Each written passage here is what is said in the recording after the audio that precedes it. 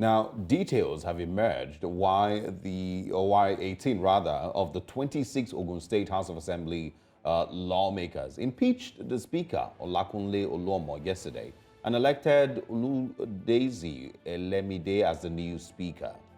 The lawmakers accused the impeached Speaker of embezzlement of quarters renovation fund, non-disclosure of House of Assembly finances, embezzlement of monthly seminar training fund, embezzlement of philanthropic gesture extended to the House, as well as spending House funds on personal travels without the consent and approval of the House.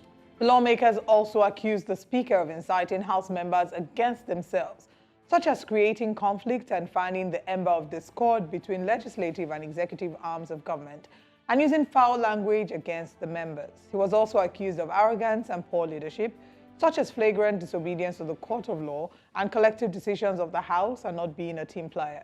This morning, we're joined by Mr. Jide Ojo for further analysis on this subject matter. Good morning, and thank you very much for joining us. Good morning. Good morning. It's a pleasure to be on your show this morning. Mr. Ojo, can we say that there's been an increase of this chaos in the House of Assembly lately, not just in Ogun State, in different parts of the country? Or is it that it's just being more reported now? Because it seems like every other day we're hearing stories like this.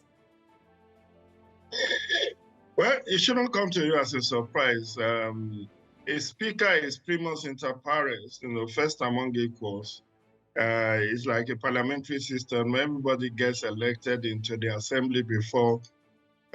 Usually it's zoning that favors people to be emerged as speakers. So, and it's an exalted position because in the order of protocol, the Speaker of the State House of Assembly comes third, even before the Chief Judge of the state.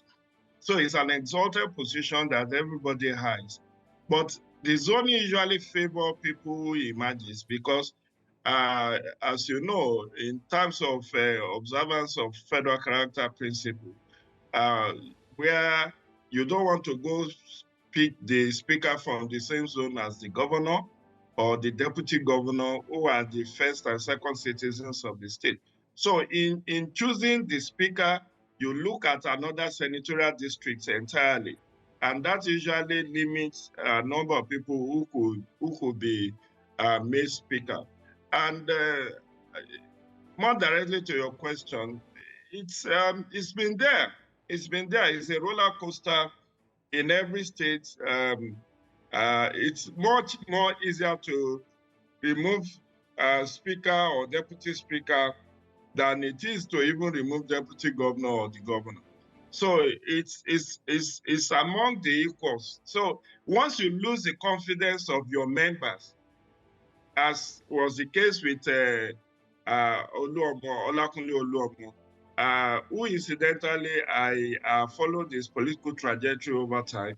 It's quite unfortunate because I saw the sign even before his emergence for this 10th assembly in Ogun State. He never, his colleagues in the State House of Assembly never wanted him to even be the speaker this time around. And they have to postpone the inauguration of the assembly for a couple of weeks before eventually they reconvene, and he was made the speaker. And once you lose the confidence of your colleagues, it's the banana peel will soon get you down. Yeah, I mean, the challenge here is the reason you've lost confidence, or they claim that he's lost confidence, like you've also mentioned. They're talking about financial misappropriation, embezzlement of House of Assembly funds, some philanthropic gestures extended to the House, by the governor. I remember that I also watched a video of one of the House of Assembly members, when he was addressing press, saying that the governor will give us money. The speaker will say that the governor didn't give us money. None of it sounded like anything that had to do with, making Ogun State better or running and piloting the affairs of Ogun State better. It sounded more like personal issues, and the speaker not releasing funds to them for their personal use, or maybe it's funds that they use to run the affairs of the State House of Assembly. So can you quickly address that? You see, the law is for your enemy, the exemption is for your friends. And I'm not surprised that all of this is coming out. First, let's unpack this. Is the Speaker the chief accounting officer of the state, the assembly? The answer is no. The chief accounting officer of the assembly is the clerk of the assembly, just like the permanent secretaries are the chief accounting officer of their respective ministries. So can Olakunle Oluomo, Honorable Olakunle Oluomo, single-handedly, pull through with all of this alleged claim of malfeasance without the knowledge of the Speaker of the Assembly, or doing it in cow with the Speaker, with the clerk rather, without doing it in cow with the clerk of the Assembly, or, So I just think that the Ogun lawmakers are more like looking for, you call a dog a bad name in order to hang it. But it's within their constitutional rights. Like I said earlier, once you lose the confidence of your members, you are like a gunner. I recall that even in the last assembly, there was a point he was invited by the EFCC to come and explain certain acts of malfeasance that were alleged against him by, I think the allegation was made by his former deputy speaker then. And he went, and in fact, at that point in time, many thought he was not going to even be able to say through after that indictment. But he managed to survive that and contested even his election. His re-election into the Ogun State House of Assembly was decided through supplementary election. It was a tough call for him. And I think he's a 4 or 5 times lawmaker in Ogun State. So he's an experienced politician. But you see, in politics, there is only one thing that is permanent, which is interest. Once, you don't have permanent friends and permanent enemies. But once the interest is no longer served, then you have this whole challenge of allegations of corruption and all of that. But like I said, it could have been done solely without the knowledge of the clerk of the assembly, who is actually supposed to be the chief accounting officer. I don't know how that pans out. But I think it's best for Honorable Olakunle Oluomo to just allow things to happen. He cannot move against 18 members out of 26. That means you have only 8 people or maybe 7 people on your side and majority against you. So when it gets to that level, the best is just to calm down and allow things to take their course. His colleagues have lost confidence in his leadership, and he should just step aside. There's no need to fight back in this kind of situation. And it's not the first one, it's not the last one that will be removed. We see that happening all over the places, even at the national level. But it's just about interest. Like I said, nothing but interest. Political rabble-rousing is very common, even outside of the shores of Nigeria. It's normal for people to peddle all manner of stuff. Right. But it is for him to actually clear his name. And he only lost the speakership. He has not lost the membership of the Ogun State House of Assembly. So he still have his 4-year tenure. Okay. I mean, you've just talked about how this would pan out for Oluomo, and he should just relax. I mean, you did also mention about the issues and the charges that were leveled against him by the EFCC sometime in September 2022. Let's talk about the new administration now of Honorable Oludaisi. What do you foresee that might be the challenges? Now he does seem to have the support of the majority in the House. What do you think his future as Speaker of the House would look like? And are there challenges that he should probably be wary of? Well, it's too early in the day. It's just a day old in the office. But whether you have the confidence of the state governor is a different ballgame. Because this issue are twofold: intra and inter arms of government. I mean, if the governor does not have confidence in the new speaker, things might be difficult for him. Because if what the assembly has done is against what the governor wanted to happen, let me be more explicit. If the governor Abiodun believes in the leadership of Olakunle Oluomo, then whoever emerges will get a cold shoulder from the governor. Unless the governor is comfortable with the change of leadership and sees that this new person is somebody he can work with. We saw that happen in Nasarawa State. When Nasarawa State Assembly was to be inaugurated in June last year, there were two contenders, and the governor was comfortable with the former speaker and wants him to continue in this current assembly. The other factions wanted a change. And the governor insisted, this is the person I'm comfortable working with. So eventually there were two factions. One was sitting outside of the chamber, the other was sitting within the chamber. And it took some weeks before the issue was resolved, and they all rallied behind the governor's choice. What I'm saying in essence is, if the new speaker actually have the confidence and backing of Governor Abiodun, then things will be smooth. But if the governor was not impressed with the change, then he would just give a cold shoulder. Whatever correspondences is coming from the assembly may not be attended to. We have seen that happen all over. Look at the face-off in Rivers State. You could see that the governor does not enjoy the support of the State House of Assembly. Their loyalty is elsewhere. And that's why they are dragging themselves in court. So it all happened. We know what happened in Edo State in the last dispensation, when 14 members were not inaugurated and only 10 carried out legislative activities for the whole period.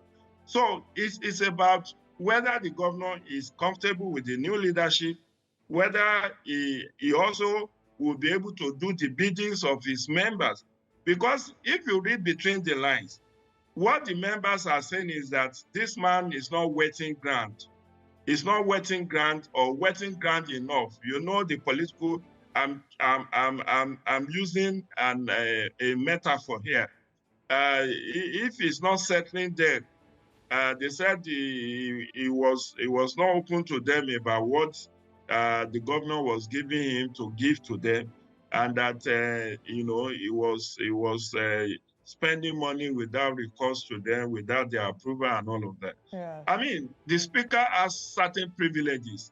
It's not everything. Okay, he wants to come to Abuja, you have to go make it an executive session and say, okay, I'm going to spend money to go to Abuja. Do you approve or do you not approve? We all know that that is an exalted position that enjoys certain privileges.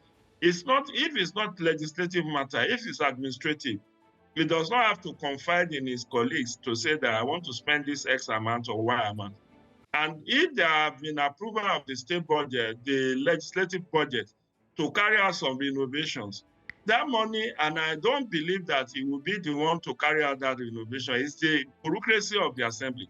Let me quickly tell you this. There are two bureaucracies that operate within the state assembly and even the national assembly.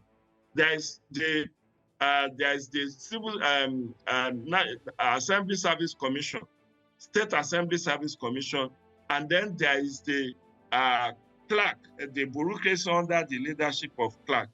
And when the issue of autonomy, financial autonomy for State House of Assembly came up, it was agreed that there will be State Service Commission, and then there will be all manner of accountability and transparency framework put in place.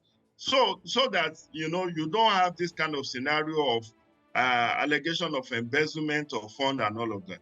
Yeah. And actually at some workshop that we have done for these assembly members, we've always told them that even this so-called financial autonomy may bring about high turnover of leadership of the assembly because of suspicion that this man is enjoying on our behalf. He's not seeing us enough. He's not settling us enough. So it's all political. Even if Honorable Oluomo goes to court, what will he achieve out of it? He has lost the confidence of majority. What of his political party? How do you foresee that this political party will respond to this? Because him and the new Speaker, Honorable Oludaisi Elemide, are both APC members. And APC, of course, yes, they have the leading numbers in the House. So how do you foresee that the party would respond to this? Again, it depends on, and that's another angle we have not explored. What is the position of the APC as a party to the crisis in the State Assembly? Because it will seem like the APC leadership in Ogun State have trust and confidence in Honorable Olakunle Oluomo. That's why they mediated and allowed him to emerge as the Speaker. Right now, it also depends on how the party leadership within the state will react to what has happened. Whether those who effected this change can convince the party leadership in the state about their desirability to effect change. And in any event, the only thing that is permanent in life is change. Nobody is born a speaker or a president or governor. They are all political positions. And that's why politicians are always advised to have second address. You must have what you are doing before you join politics. You cannot live 100% on politicking. Right. And like I said, it's even, I mean, Honorable Oluomo has not lost his seat. He will still remain a member of the Ogun State House of Assembly, just that he will not be in a leadership position for the remainder of this you know, dispensation. As you know, it will be expected. I'm sure that they would expect that Nigerians and people of Ogun State should see this as just a little family squabble. You know, that we should, you know, Nigerians should ignore it, you know, and they will settle their issues, you know. And of course, nobody is going to remember that none of this has, you know, zero effect on the interests of the people of the state that they are meant to be representing. I want to ask something, you know, that I did see. Sorry, let me quickly say this.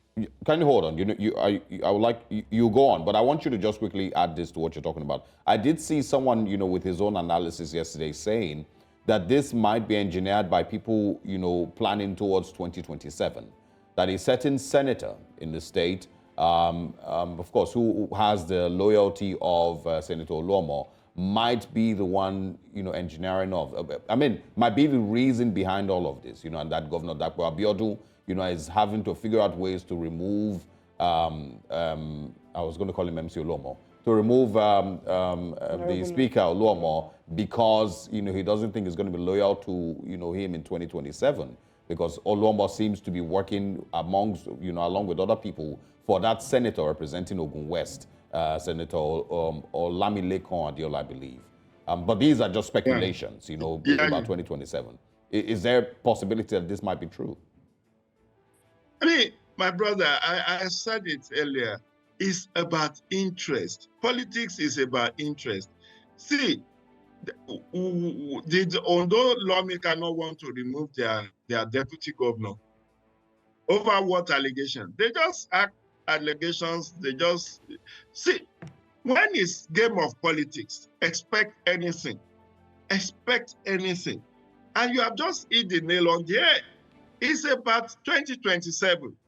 Yayi, Senator Olamilekan, Solomon Adeola Olamilekan, who was a former senator in Lagos, has moved to Ogun State and has clinched the Ogun West senatorial ticket, is the Senate chairman on appropriation. And it's an open secret that he wants to contest in 2027. And in wanting to contest, Governor Dapo Abiodun possibly has his own candidate that he wants to field in 2027. You know, he will have spent his 2 terms maximum, but he wants to be the godfather. He wants to be the one to determine who comes in after him.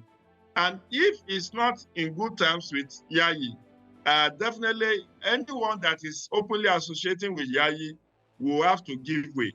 And that's why I said all of these whole allegations of malfeasance, embezzlement, are just mock rake-up allegations that may not be substantiated.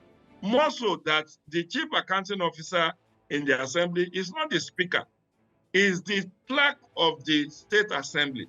And here, nobody has openly indicted the clerk of the assembly or the deputy clerk or any other member. So It's Oluomo that they want his head on a platter, and they have succeeded in removing him.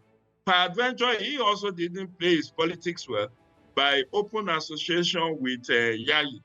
And we all know what it is. Even in the current dispensation, you know, anybody that openly associates with former Senator Ibikunle Amosun, who is also the immediate past governor of the state, you know that will be an enemy to Dapo Abiodun, because you know, Ibikunle Amosun made no pretense that he doesn't want Dapo to be the successor to him in 2019.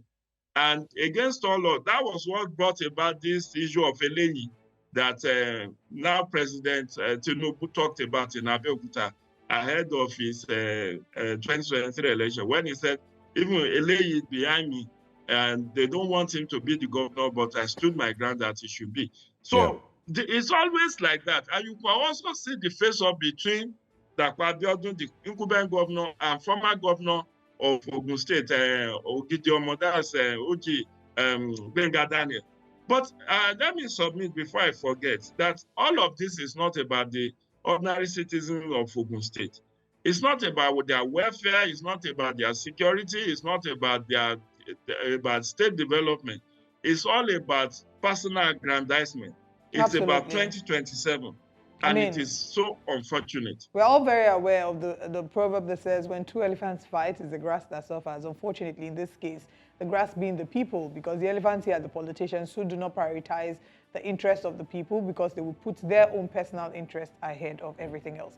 Mr. Jide Ojo, thank you so much for always obliging us every time we have you. It's always a pleasure to have you. Do enjoy the rest of your day. Thanks for having me.